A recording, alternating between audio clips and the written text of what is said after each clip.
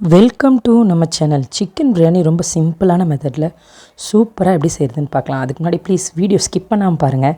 பெரிய மனசு இருக்கவங்க சப்ஸ்கிரைப் பண்ணி லைக் பண்ணுங்கள் ப்ளீஸ்.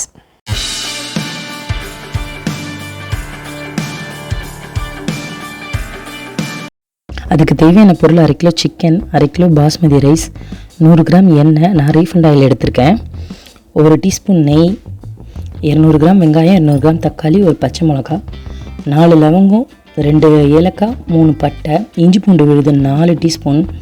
இஞ்சி பூண்டு விழுது ஃப்ரெஷ்ஷாக அரைச்சி போடுங்க எப்போவுமே பிரியாணிக்கு, அப்போ தான் ரொம்ப டேஸ்ட்டாக இருக்கும். தயிர் 3 டீஸ்பூன், ஒரு கைப்பிடி அளவு புதினா கொத்தமல்லி, ரெண்டும் சேர்ந்தே ஒரு கைப்பிடி அளவு தான். உப்பு உங்கள் தேவையான அளவு போடுங்க. நான் ஒரு 3 டீஸ்பூன் போட்டிருக்கேன். தனி மிளகாத்தூள் 2 டீஸ்பூன், தனியாத்தூள் 2 டீஸ்பூன். அடுப்பத்தை வச்சுக்கலாம். பாத்திரம் அடுப்பில் வச்சு நெய் 1 டீஸ்பூன், எண்ணெய் 100 கிராம் ஊற்றிக்கலாம். தாளிக்கிறதுக்கு பட்டை லவங்கம் ஏலக்காய் போட்டுக்கலாம். வெங்காயம் போட்டுக்கலாம். வெங்காயம் நல்லா தாளித்து கலர் சேஞ்ச் ஆகிற வரைக்கும் நம்ம நல்லா அதை ஃப்ரை பண்ணுவோம். அதுக்கப்புறம் தான் நம்ம இஞ்சி பூண்டு விழுது போட முடியும். இப்போ நம்ம அந்த கலர் கொஞ்சம் மாறி வருது. இந்த டைமில் நம்ம இஞ்சி பூண்டு விழுது போட்டுக்கலாம். இஞ்சி பூண்டு விழுது அது நல்லா வதங்கட்டும்.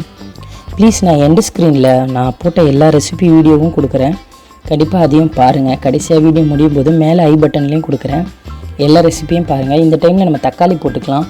தக்காளி போட்டு கொஞ்சம் உப்பு போட்டுக்கலாம். தக்காளி நல்லா வதங்கி வரட்டும். கொஞ்சம் நல்லா மசிஞ்சு வந்தால் தான் நம்ம கறி போடணும்.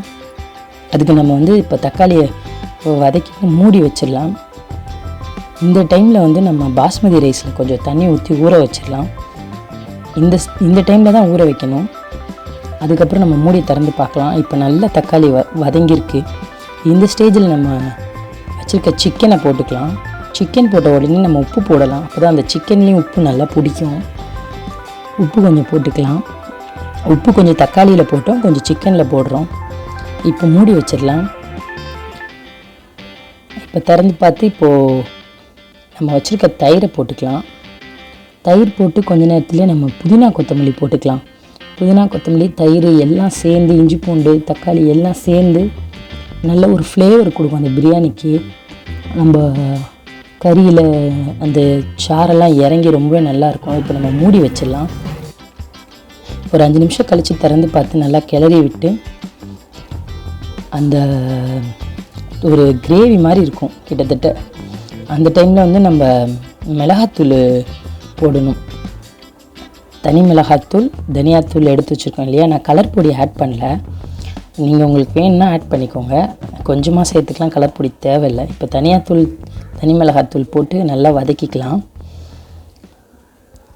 நல்லா வதங்கினதுக்கப்புறம் கொஞ்சம் நேரம் மூடி வைக்கலாம். கொஞ்சம் நேரம் மூடி வச்சிட்டதுக்கப்புறம் அந்த மிளகாத்தூளோட வாசம்லாம் கொஞ்சம் நல்லா போகட்டும். அதுக்கப்புறம் நம்ம எடுத்து பார்க்கலாம். இந்த மாதிரி கிரேவி மாதிரி ஆகிருக்கும் பாருங்கள். இந்த டைமில் நம்ம தண்ணி ஊற்றிக்கலாம். தண்ணி 1 கிளாஸுக்கு 1.5 கிளாஸ் ஊற்றணும். பாஸ்மதிக்கு சாதா அரிசியாக இருந்தால் 1 கிளாஸுக்கு 2 கிளாஸ் ஊற்றணும். 1.5 கூட ஊற்றலாம். ஆனால் அதுக்கு மேலே போனிச்சிங்கன்னா குழஞ்சிரும் கண்டிப்பாக. அதனால தான் சொல்கிறேன். இப்போ தண்ணி ஊற்றி உப்பு, இதுதான் ஃபைனல் உப்பு, அரிசிக்கு தேவையான உப்பு போட்டோம். நம்ம வச்சுருக்க 3 டீஸ்பூன் உப்பை தக்காளி, சிக்கனு, அந்த தண்ணி 3ஆக போட்டாச்சு. இது அரிசிக்கு போட்ட உப்பு. இப்போது நல்லா கொதித்து தரன்னு வரும் பாருங்கள். இப்போ இந்த டைமில் தான் நம்ம அரிசியை களைஞ்சி வச்சு எடுத்து போட போகிறோம். அரிசி போட்டு ரொம்ப உடையாமல் அப்படி கிண்டி கொடுங்க. அது எல்லா பக்கமும் பிளெண்ட் ஆகிற மாதிரி நல்லா கிளறி கொடுங்க. இப்போ மூடி வச்சிடலாம். கொஞ்ச நேரம் கழித்து பார்க்கலாம். தண்ணி கொஞ்சம் தான் வற்றிருக்கு, அரிசிலாம் வேகலை. சரி, நம்ம ஒரு 10 நிமிஷம் கழித்து பார்ப்போம். அடுப்பு ஸ்லோவில் தான் இருக்கணும். அந்த டைமில் நம்ம நல்லா கிளறி விடுவோம். உடையாமல் கிளறணும். பாஸ்மதி சீக்கிரமாக உடஞ்சிரும். இப்போ மூடி வச்சுட்டு அதுக்கப்புறம் ஒரு 10 நிமிஷம் கழித்து எடுத்துகிட்டு பார்க்கலாம்.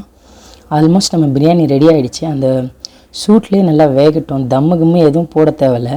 1/2 கிலோ அரிசிக்கெலாம் தம் போட தேவையில்லை. நிறைய செய்யும்போது தான் தம்லாம் போடணும். நான் கொஞ்சமாக தான் செஞ்சுருக்கேன் இன்றைக்கி. ஆல்மோஸ்ட் நம்ம பிரியாணி ரெடி ஆகிடுச்சு. நான் சர்வ் பண்ணியாச்சு. கலர் பவுடர் ஆட் பண்ணாமலே ரொம்ப நல்லா வந்திருக்கு பாருங்கள். லைக் பண்ணுங்கள், சப்ஸ்கிரைப் பண்ணுங்கள்.